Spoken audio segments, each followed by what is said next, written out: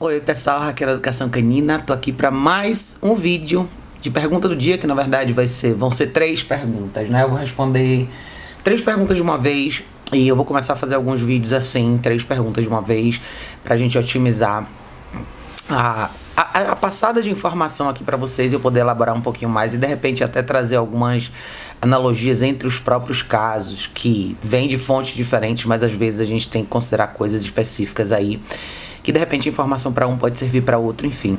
E esse vídeo também vai servir como um dos episódios do podcast para vocês que estão me assistindo no YouTube e quiserem assistir, quiserem ouvir, na verdade, esses vídeos em áudio. Eles estão disponíveis, muitos deles estão disponíveis em podcast no iTunes, no Stitcher, no Spotify, enfim, nessas plataformas de podcast vocês podem ouvir os vídeos em versão só de áudio em podcast, quando vocês estiverem treinando com seus cães, caminhando, enfim, fazendo outras coisas. É uma ótima oportunidade também para vocês absorverem conteúdo quando vocês estão ocupados com outra coisa.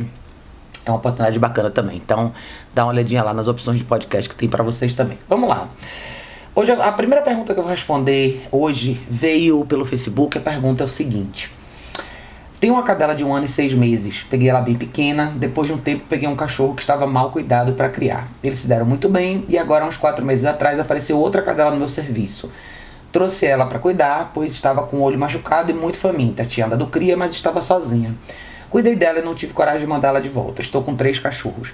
Consegui castrar os 3, mas não juntos, pois a última que peguei estava com gravidez psicológica. Enfim, tem uma semana que eu a operei. Depois que ela voltou da cirurgia, ela está agressiva com a outra cadela, a Malu, no caso.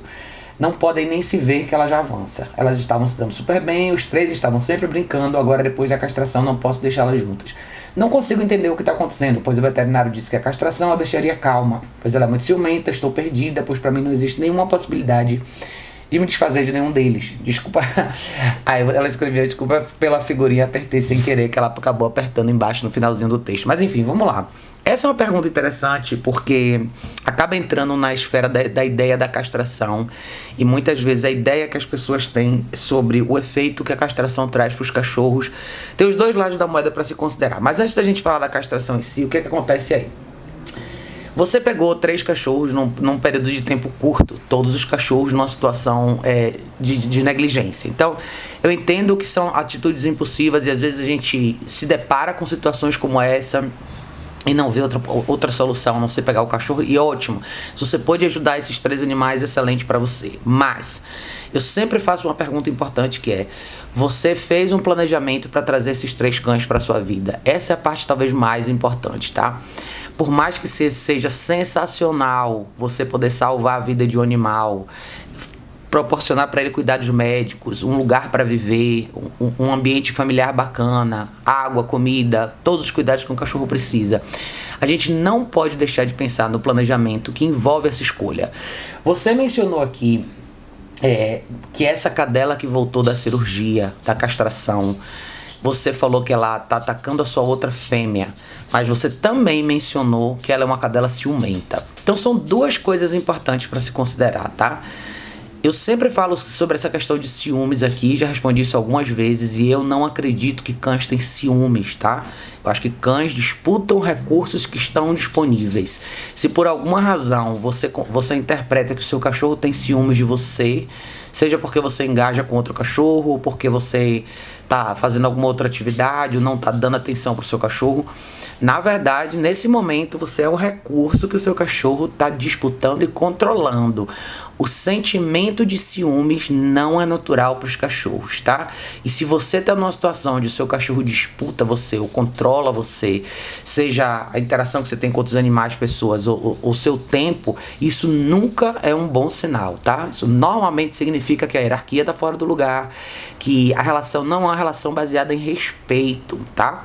Você, na melhor das hipóteses, está sendo visto como um link, um ser muito frágil dentro desse contexto, que o seu cachorro entende que ele precisa controlar e proteger. Isso nunca é bom, tá? Já tô falando isso de cara para você perceber que existe uma questão pessoal aí, sempre existe, né? Sempre existem questões da nossa relação, por isso que eu falo bastante sobre a coisa do relacionamento. Sempre tem a coisa do nosso relacionamento envolvido com o cachorro, a forma como a gente estabelece isso, que vai fazer uma diferença grande lá na frente.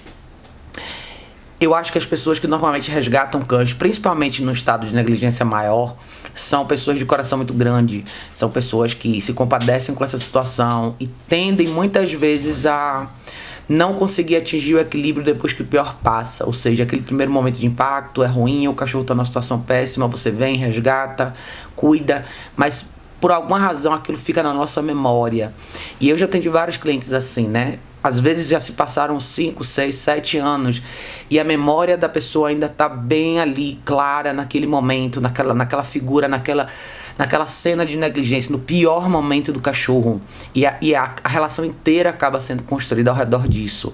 E a gente acaba esquecendo que aquilo já passou, fez parte do passado, o cachorro não está mais naquele momento, o cachorro já está bem de saúde, todo o resto está ok, mas a nossa mente acaba ficando presa. Isso é um mecanismo inconsciente. A gente acaba precisando ser esse salvador e a gente não consegue tirar o cachorro dessa esfera de vítima. Não é consciente, eu tenho certeza que ninguém faz isso de propósito, mas às vezes acontece.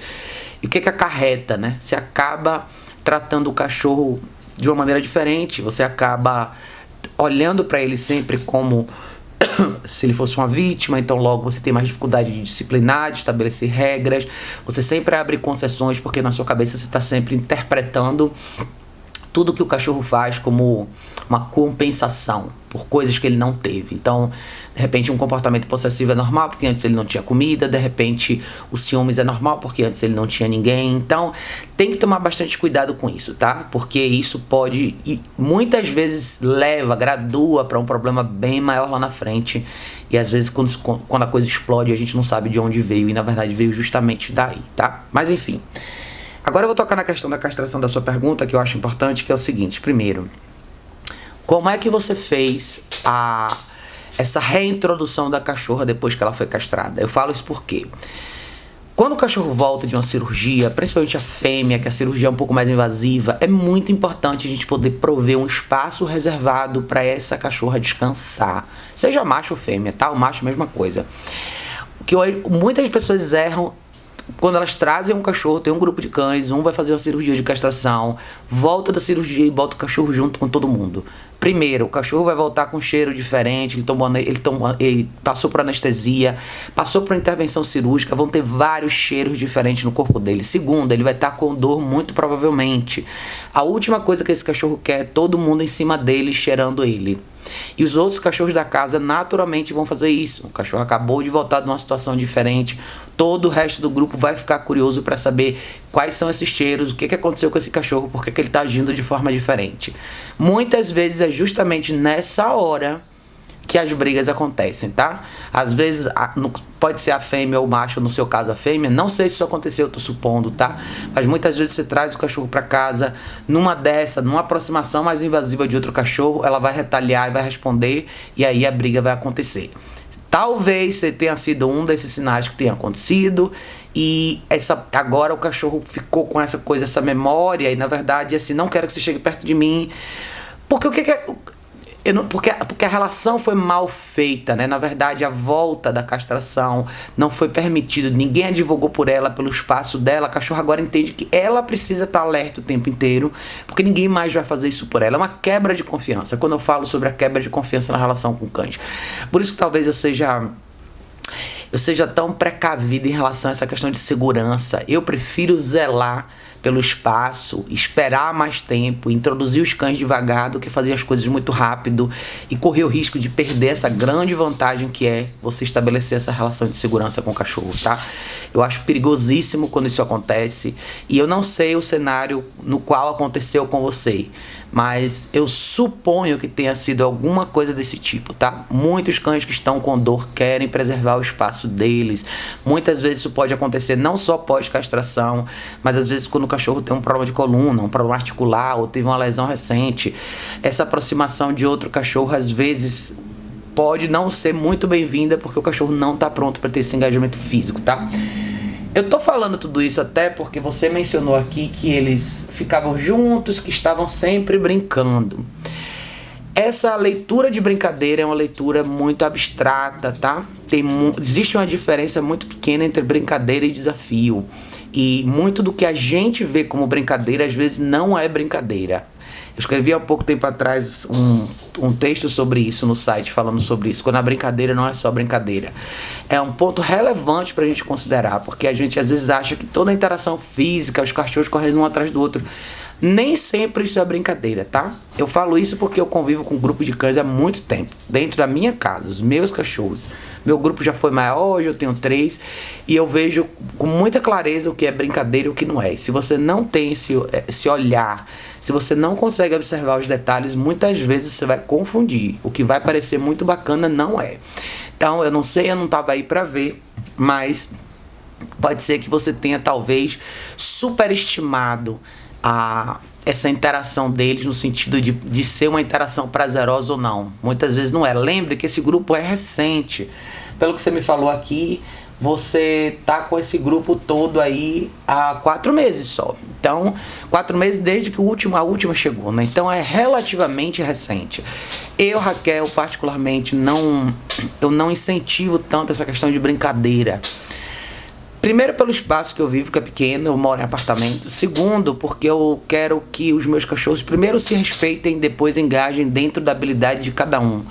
E no meu grupo, meus cachorros são primordialmente mais calmos, com exceção de uma. Então, eu prefiro que essa uma se torne mais calma, mais tranquila e tenha uma interação mais sossegada do que eu force a barra com meus outros 2 cães que são mais tranquilos. Então, de novo, eu zelo pela segurança. Eu não sou contra os cachorros brincarem, mas você tem que saber exatamente como que a coisa acontece. Eu sempre digo uma coisa para os meus clientes. Nunca inicie uma brincadeira, nunca permita que uma atividade comece entre os seus cães que você não consiga interromper. De longe, com a sua voz, com o estalar de dedos. Se você não consegue interromper, não deixe começar. Porque é simplesmente uma questão de segurança. É muito melhor que seus cães aprendam a estar no mesmo ambiente, com calma e tranquilidade, que você vai garantir que todo mundo esteja vivo no final do dia, do que você arriscar e jogar o dado e amanhã você ter um problema mais sério. Então, aonde eu quero chegar? O problema que está acontecendo aí não é necessariamente em relação à castração ou não, tá? Eu acho que tem a questão do procedimento cirúrgico e talvez não houve um cuidado maior na hora de trazer essa cachorra de volta. Tô supondo, tá? Quando essa coisa do cachorro ficar mais calmo depois que ele castra, isso depende muito, tá? Eu acho que as pessoas, a gente não pode, de novo, superestimar a resposta da cirurgia de castração. Meus cães são castrados, tá? Só por clareza de mensagem, eu não tenho nada contra, todos os meus cães são castrados, nunca tive problema nem com pré e no pós-castração, mas eu acho que o que faz diferença é a forma como você vive com seus cães, como você estrutura a vida deles, quais são os protocolos de segurança que você usa, quais são os hábitos que os seus cães têm no dia a dia, o que você permite, o que você não permite, quais são as regras da sua casa e o quão envolvido você está nesse processo, né? Muita gente acaba deixando a interação entre o grupo acontecer organicamente, sem intervenção. Isso muitas vezes pode dar certo para algumas pessoas, para muita gente não dá. Eu garanto que para a maioria das pessoas não dá. Eu vejo pelo volume de pessoas que me mandam mensagem aqui falando sobre isso. Então, isso pode ser um problema de verdade, tá? Então, eu não sei como a coisa funcionava antes aí. Mas a castração em si, ela vai cortar, ela vai interromper uma produção hormonal e você só vai ver a resposta disso depois de uns 2 ou 3 meses. Não é uma resposta imediata. E você não pode esperar que imediatamente, dias depois da castração, seu cachorro mostre uma resposta diferente, tá? Na verdade, o que você vai ver é isso, a fase de recuperação, que vai ser determinante para esse cachorro primeiro voltar à saúde, voltar normal, ficar normal, sem dor, os pontos cicatrizarem tudo direitinho, para depois você observar e aplicando mudanças na rotina do dia a dia, treinando os seus cachorros, fazendo mais parte do processo da educação produtiva desses cães, você eventualmente vai ver resultado, tá? Então, assim, em resumo para você, não foque na castração em si. Veja se o que eu acabei de descrever nesse vídeo aqui é o que provavelmente aconteceu com você. Mantenha elas separadas agora. Tenha certeza que essa cachorra vai ter uma boa recuperação. Saúde em primeiro lugar, tá? Principalmente quando a gente tá falando de uma cadela com pontos. Você vai ter que esperar uns 10 dias, talvez 10, 12 dias para tirar os pontos. Deixa ela sarar direitinho e comece a mudar a rotina de vida, tá? Não ache que os cachorros vão se entender sozinhos. Você vai precisar provavelmente de um treinamento. E quando eu falo você, é você mesmo, tá? O treinamento é pra vocês, tá, gente? A gente fala de treinamento pra cães, mas é importante a gente aprender a educar os cachorros da gente. Quando a gente contrata um profissional, quando vocês contratam um profissional, o que vocês deveriam esperar deles é que eles passem para você essa habilidade de se comunicar com os cães. Seja em práticas diárias, hábitos de convívio, treinos específicos, todas essas coisas servem para que vocês tenham uma comunicação mais clara com o cachorro. Aprendam a lidar com o cachorro no dia a dia. Aprendam a treinar seus próprios cachorros. Essa é a ideia, né? A ideia não é vocês ficarem amarrados num profissional que faça tudo sozinho, mas vocês fazerem parte desse processo. Então... Você, na verdade, me perguntou que você não estava entendendo o que estava acontecendo e você não queria abrir mão de nenhum deles. Ótimo, mas o que você tem que fazer agora é buscar ajuda profissional, tá? Chame um profissional para te ajudar, mantenha essas cadelas separadas por enquanto e comece a pôr a mão na massa e trabalhar e treinar esses cachorros. Quando eu falo treinar, tá? Não é você pensar só numa esfera... micro na questão de adestramento, que é aprender 4, 5 comandos. Não, eu tô falando ensinar coisas que vão ser úteis para você no dia a dia com esses 3 cachorros, tá? O que vai ser útil para você no dia a dia com esses 3 cachorros? Sempre pense no cenário, na prática, como você vive com esses cachorros. Então, os cachorros estão dentro ou fora de casa? Se os cachorros estão dentro de casa, o que você espera? Como que você espera que esses cachorros se comportem dentro da sua casa? Não o que eles querem fazer, o que você quer ver se materializar. E tem que ser realista nessa hora. É a coisa que eu não falo direto. Você quer poder assistir um filme e ter os seus cachorros deitados cada um na sua caminha? Comece a trabalhar nisso. Use mais a guia dentro de casa. Trabalhe um cachorro de cada vez. Eu falo isso bastante aqui. Todo mundo que tem grupo, eventualmente, bate nessa parede, começa a ter dificuldades por causa de uma ou outra coisa que acontece no grupo, e aí você fica perdido sem saber como recomeçar.